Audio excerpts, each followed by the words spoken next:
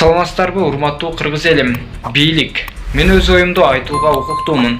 Азыркы учурда Казакстанда болуп жаткан окуяларда кыргызстандыктардын аброюн түшүрбөйлү, акыл менен иш кылууңуздарды суранып кетет элем.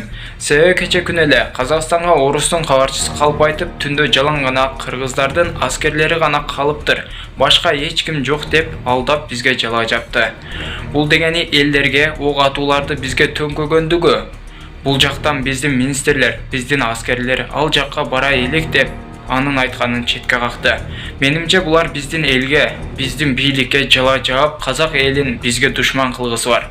Кантсе да казак эли биздин бир туугандар. Алар менен биз котормочусуз кеңири сүйлөшө алабыз. Ошондой эле алардын президенти эмне үчүн өз элин террорист атап атууга буйрук берди? Куранда айтат, эгерде мусулман бир тууганыңды душман көрүп атсаң, анда чоң күнөө болот деп. Мейли кафир душманың болсун, алар силерге зулумдук кылган болсо, анда силер үчүн күнөө болбойт. Алар менен согушкула деп уруксат берилген. Эмне үчүн азыр казак мусулман калкын атып жатат? Мен ушуга түшүнбөй жатам. Казак элине сабыр тилейм, этият болуңуздарчы.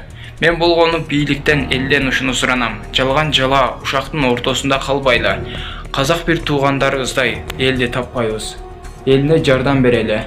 Бийлик бул кетчү нерсе.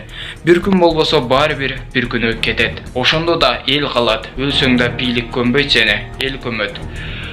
Баарыбызды туура кабылыңыздар. Азыр орустар казактын элин атып өлтүрө турган болсо, анан алар суудан курук чыгып бизди төңкөп коюша турган болсо, анда казак менен кыргыздын ортосунда өчпөс душмандык пайда болот. Эмитен эле орустун кабарчылары бизди аралаштыра баштаптыр. Менин ачуум келгени биздин казактарга жаман көрсөткөнү. Андан мурда Дикий Арман Крим авторитет бизди күнөөлөп чыкты эле. Биз ал жакка барбай жатып күнөөлөйт. Ошондуктан акыл менен амал көйлүк менен иш кылууңуздарды баарыңыздардан суранат элем. Рахмат.